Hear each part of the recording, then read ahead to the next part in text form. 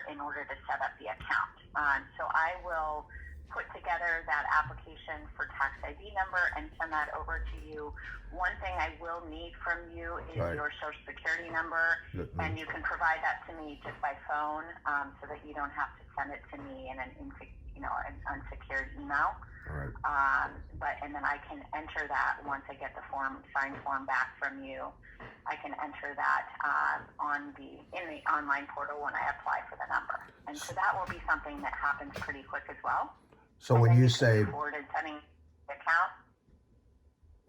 Social Security number by phone, I mean, is that like a conversation now? You can just provide me with your Social Security number right now, and then I can write it down and then incorporate that into the application. All right, let's do that then. When are you? Sure. All right, my Social Security number is 540-74-6519. You're cutting out a little. Would you mind repeating the entire number? Sure, I'm sorry. It's 540-74-6519. Okay, 540-74-6519. Correct. Okay, perfect. So I can move forward in doing that, and what I will do is I'll send you the form by email. I will not put your Social Security number in the form.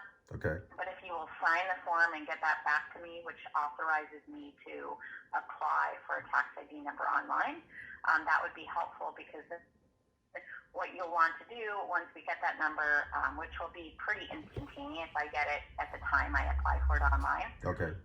And I'll provide that to you. Then you'll move forward in setting up a bank account with the bank of your choosing. And you'll take the funds in your mother's checking account and in her savings account, and you'll have all of those funds combined into the one estate bank account.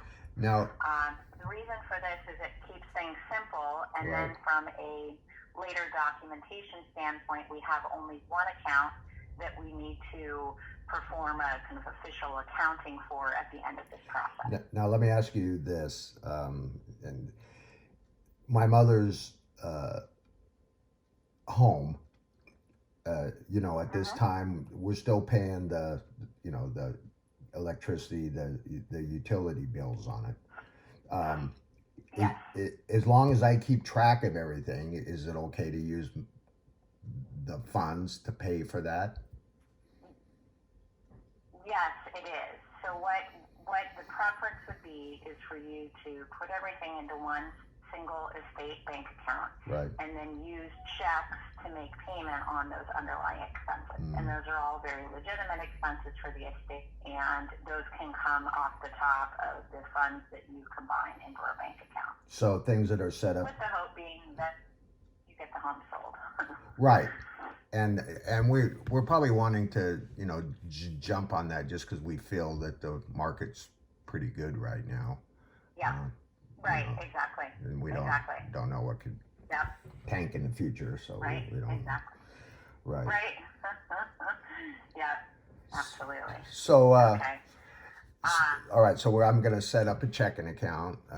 You're going to provide the account number. Now, these forms that I'm signing, is that all going to be done by mail? Or I know at the time I was working with Matt one time, he gave me some type of electronic thing. I was able to do that. Yes. So I can make sure they're sent to you. There are two different ways we can do this. I can send documents to you for electronic signature. Right. Which is through DocuSign. Right. And that we can do that for both documents.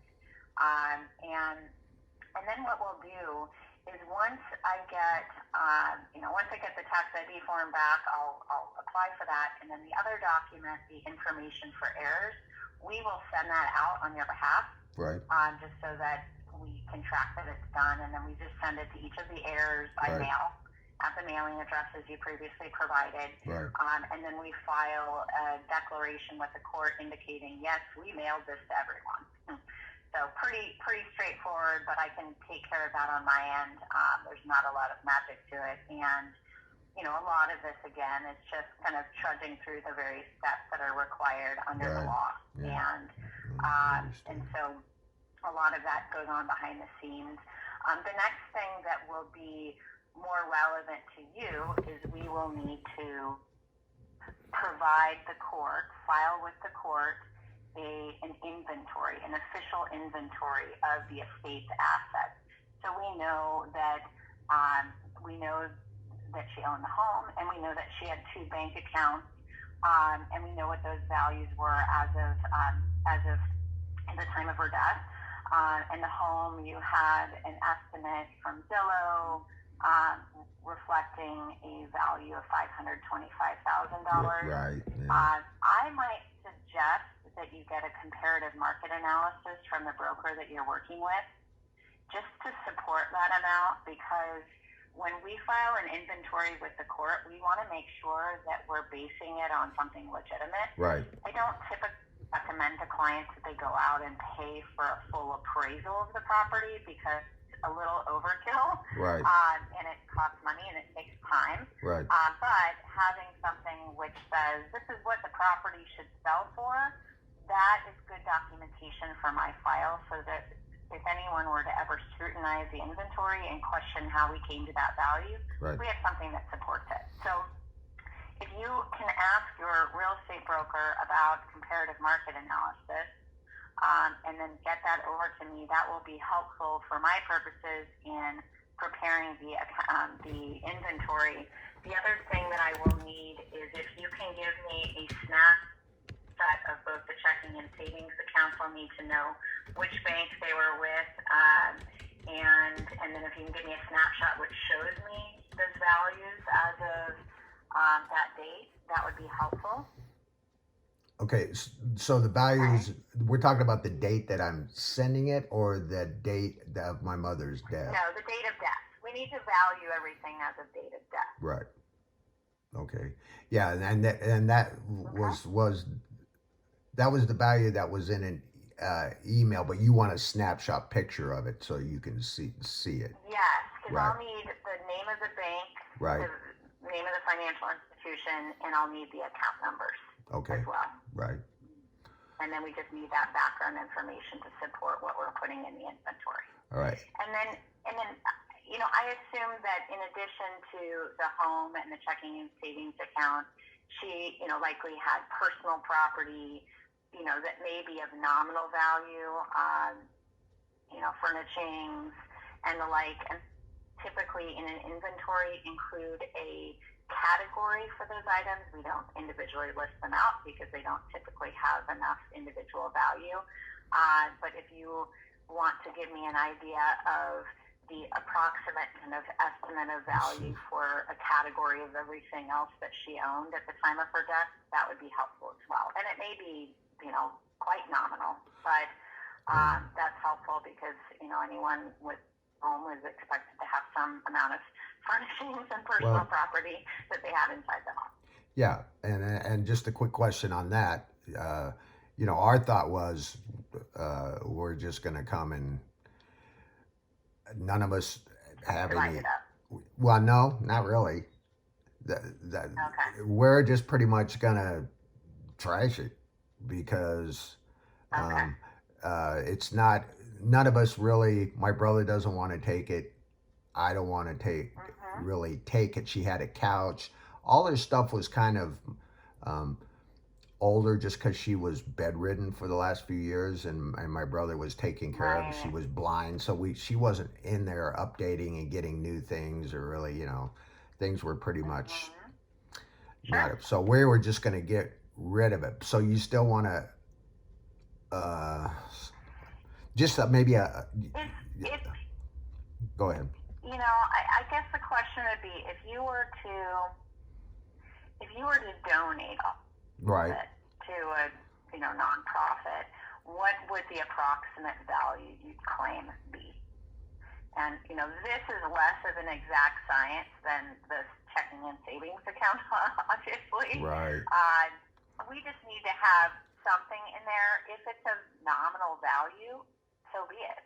But I like to list it because I don't want the coming back and saying, well, we thought that, you have this additional value. So if it's $100, that it is what it is. If there's, no more than $100 of value in everything that she has, that's okay.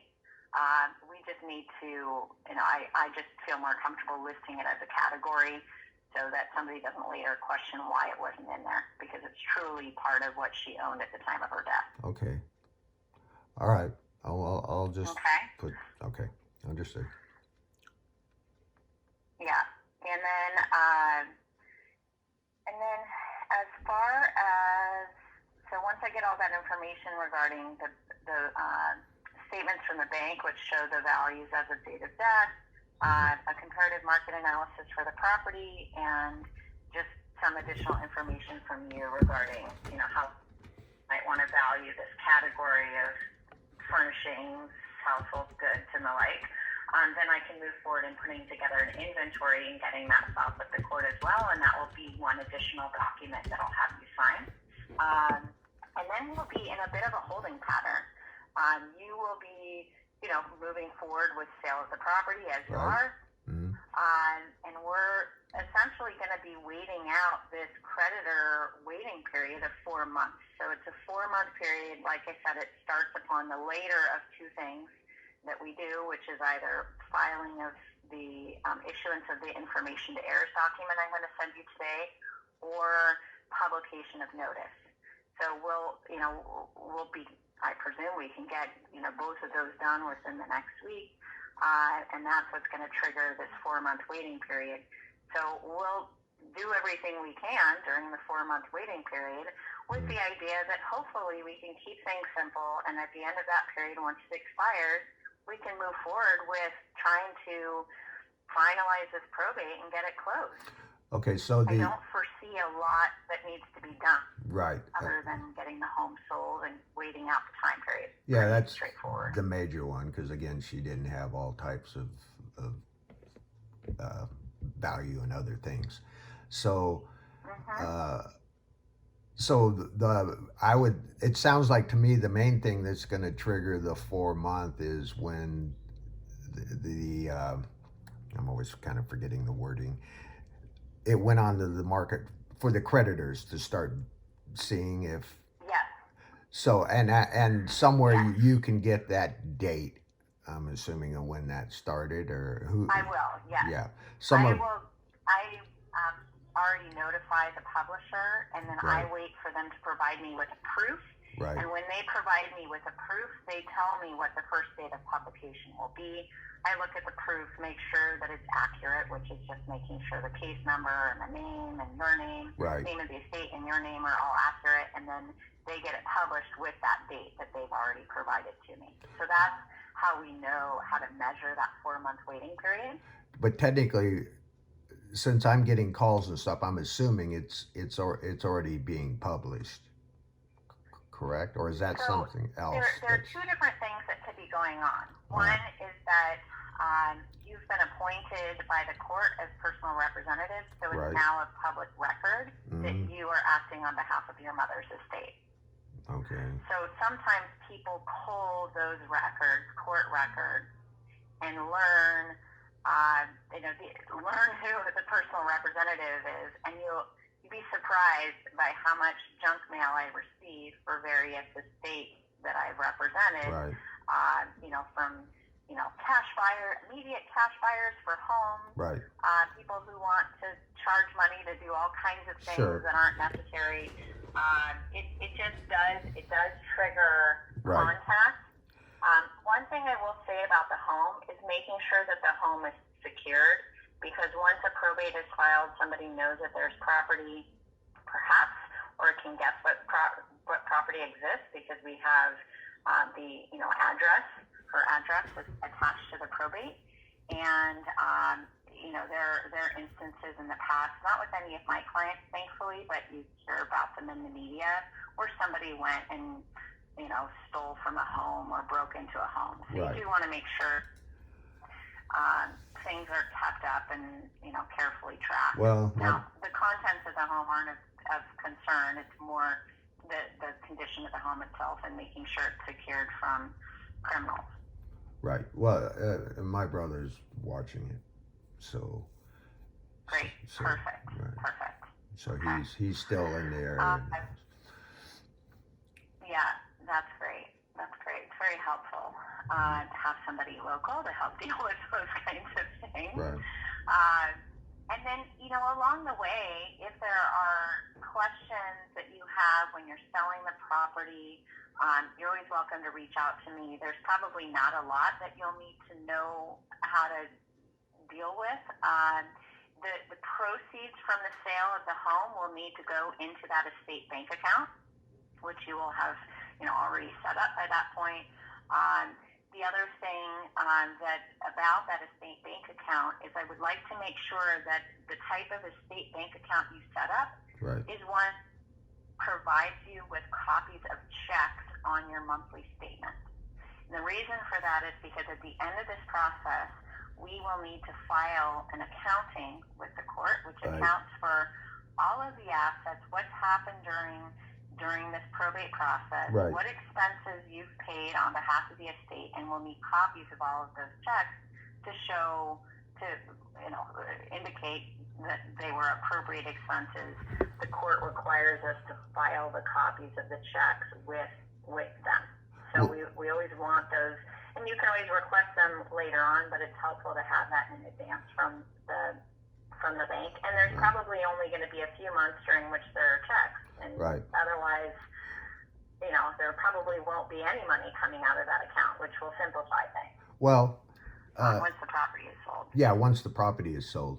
Again, for the since I haven't set up that account yet, and the account's still under it's all coming out of her current account. Her current account. Exactly. And we have there's basically 3 right now automatic payments. The just utility kind of things that are coming out.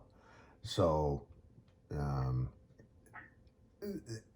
so I'm assuming for these months during this period, if I provide a statement that's just kind of, I can detail all this stuff in a list. This month, it came out for the, this, and that would be helpful, and it would also be helpful for you to provide copies of invoices for those amounts.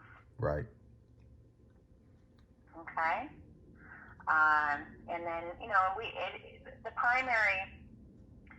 primary significance of it is making sure that when we have to provide notice at the end of this process to all of the heirs and allow them an opportunity to review the records, that we have clear records that show these are all the expenditures of the estate. These amounts came out of the bank account, and this is why the total amount that's ready for distribution is what it is. Right. So basically, as long as we can account, things were all being handled for the estate reasons, and there was no personal usage or whatever, and we're accounting for everything, then that's what you're looking for at the end, just a balanced record showing. Okay.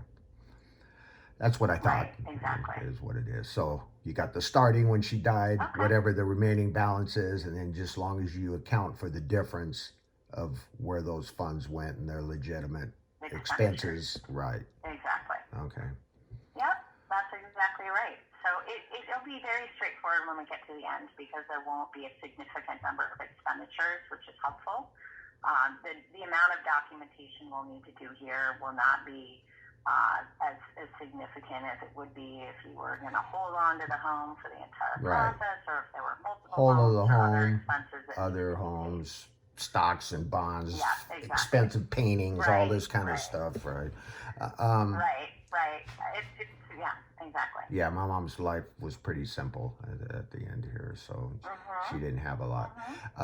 Now, I'm assuming that since I've got that detailing that I'm the executor of the estate, that's primarily the form I'm going to use with the real estate people, or however I set up to sell when we go to sell this home, is because the home's not in my name. There are two different pieces of it. So the letters testamentary that I sent a copy of to you, so there are 2 documents I sent you. Right. One is the judgment officially appointing you, right. And the second are the letters testamentary. The letters testamentary are what you provide both to, let's say, the title company or the broker, just to show that you are authorized.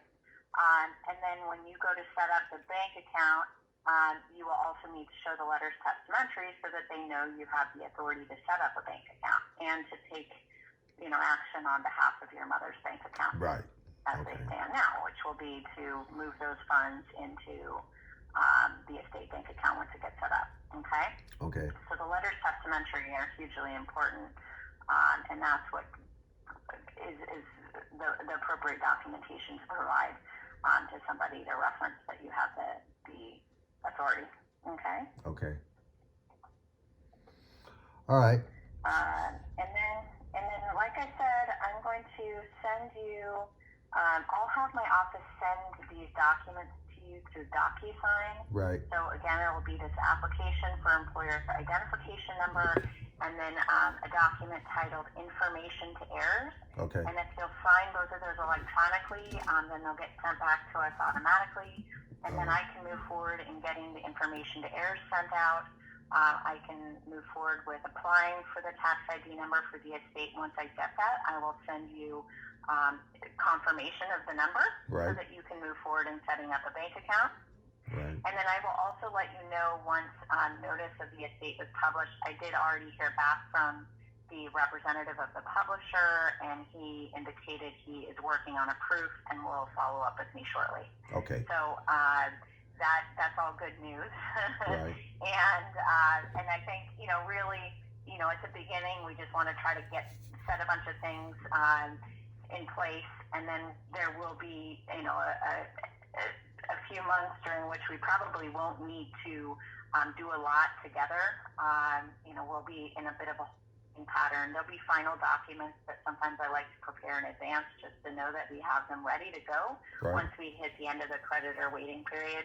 And that's, true in a circumstance like this where we know that there aren't a lot of details that need to be taken care of, and therefore we have the ability to pretty easily get things closed up before, once we reach the end of that time period. One thing I will tell you is that because this is Washington County, I have been hearing anecdotal information from attorneys that they have had to wait a significant amount of time for a court to enter a final judgment authorizing distribution of an estate.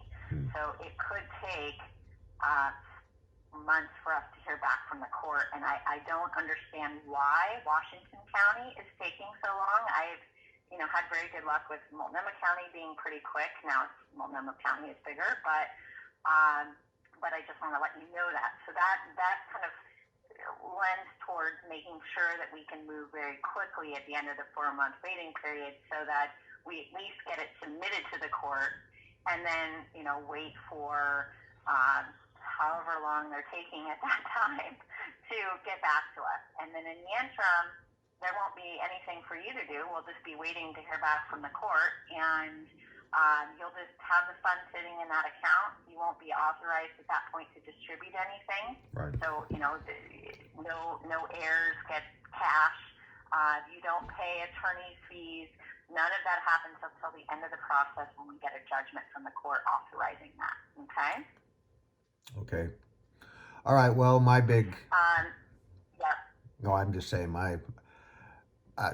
I'll do whatever necessary paperwork, signatures, and then my big focus is going to be selling the home. And then once that's done and funds are in the designated account, and then we're just waiting for everything to be finalized or proceed, I guess, the 4-month period to finish up, and then see, wait on Washington County, see how fast they can wrap things up.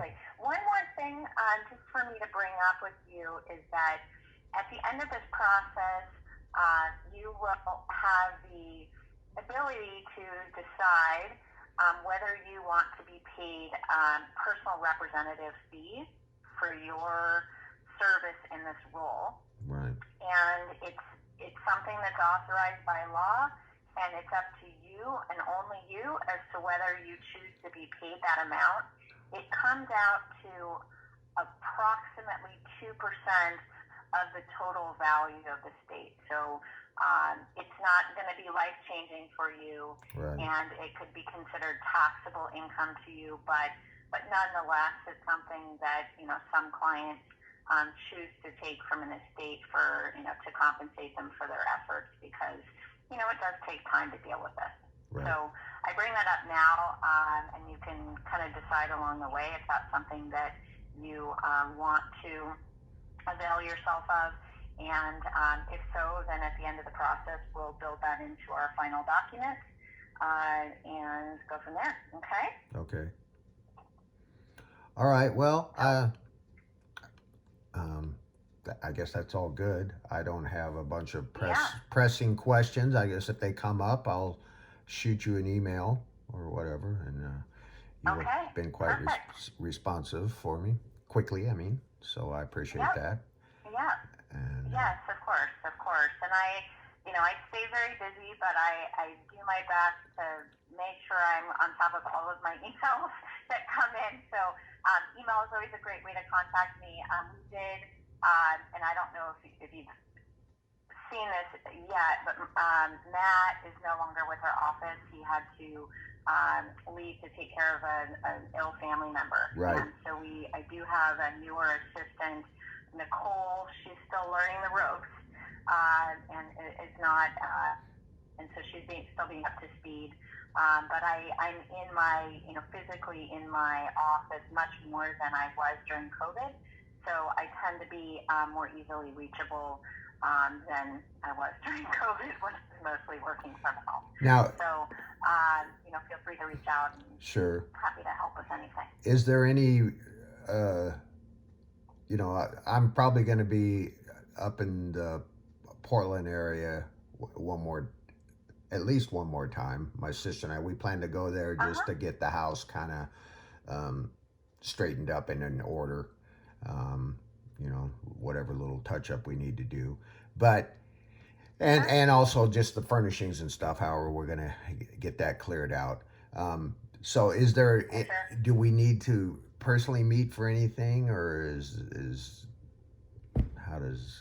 No, I don't believe there's anything that we will need to meet in person to discuss. I'm always happy to do that, but I, of course, want to be mindful of costs, and if it's not necessary, then I'm not going to suggest it. Right.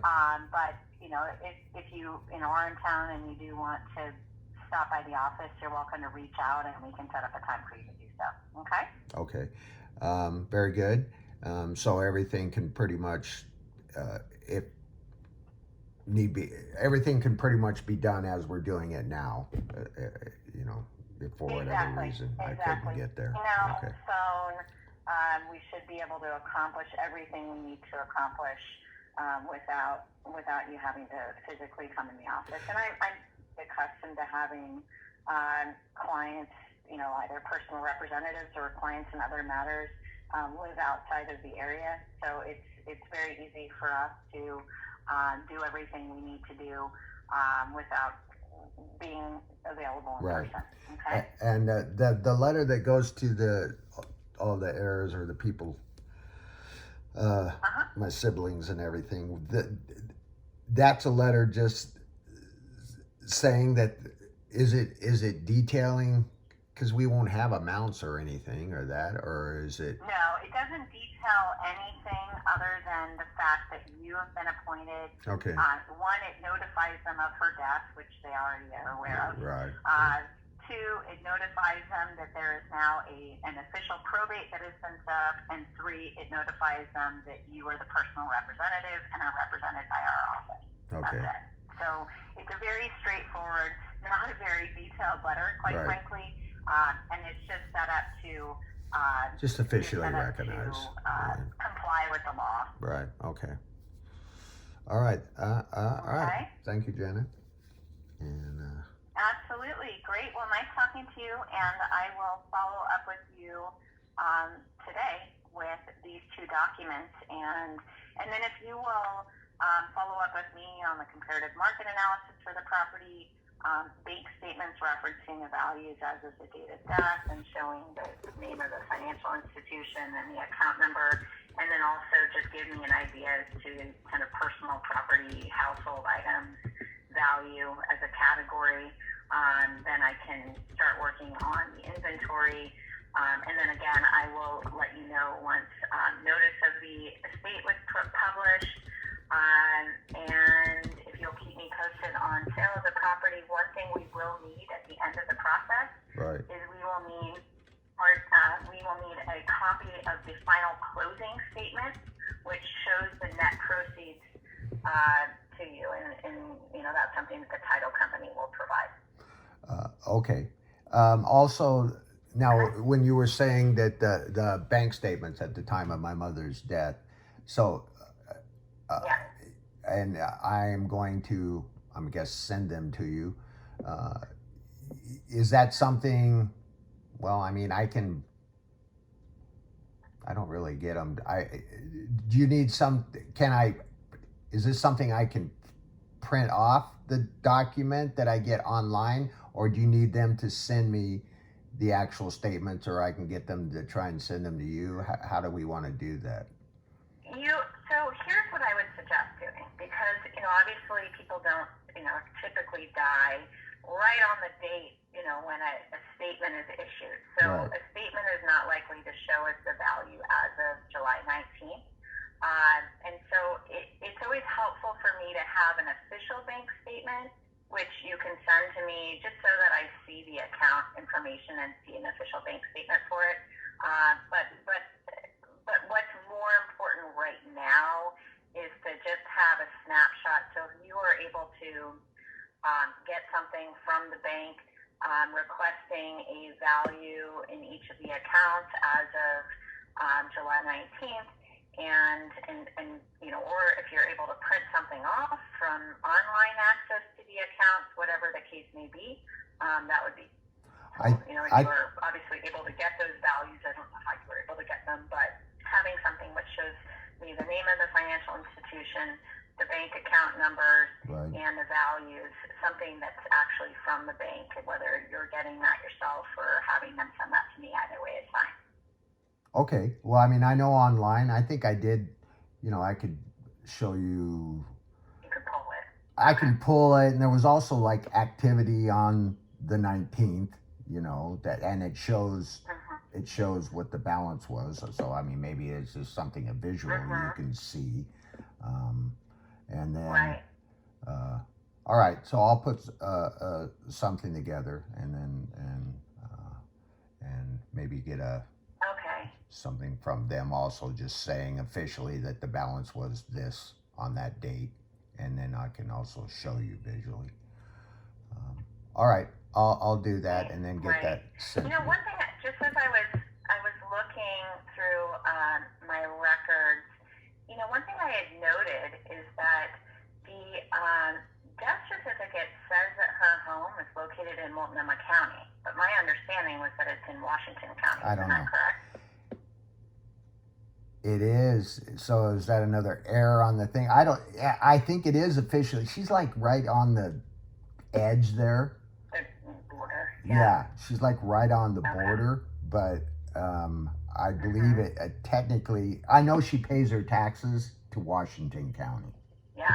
She pays It's unincorporated Washington County. Right. Yeah. So I just found it interesting that they put Multnomah County on their death certificate. I'm not too worried about it because Washington County accepted our petition, indicating that her home was in Washington County, but interesting nonetheless. Well, he made a mistake with the death, so that took like a few weeks to get that corrected, and then. Oh yeah. Yeah. So I don't know. The guy that was handling it, nice person, but he just made a few errors there with the funeral home. So I guess that was just another one he made. He just must have assumed Multnomah. So. Right. And it's easy to assume when you look at a Portland address, because by and large, most properties in Portland are Multnomah County. But there are obviously those outlying areas that are Washington. So, okay. All right. Great. Well, I'm going to move forward and get getting these documents together for you. And like I said, they'll be sent to you through DocuSign today.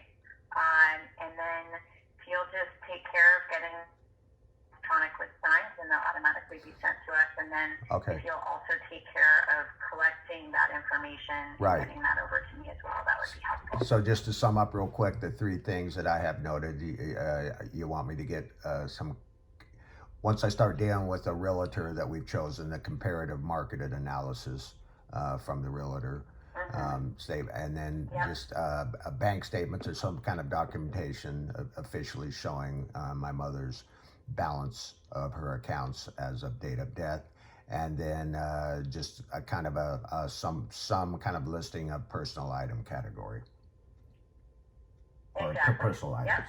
Okay. Exactly. All right. Yeah, that's perfect. Great. Okay. Well, nice talking to you, Mark. Glad we were able to get this set up. This makes it easier for us to be on the same page and move things forward. Yeah, it's all new territory for me, so I appreciate you. I know. Walking through. And hopefully not a territory you become too familiar with. No, I don't. No, you're right. All right. I appreciate your time, and thank you. Of course. Okay. Great. Take care, Mark. All right, John.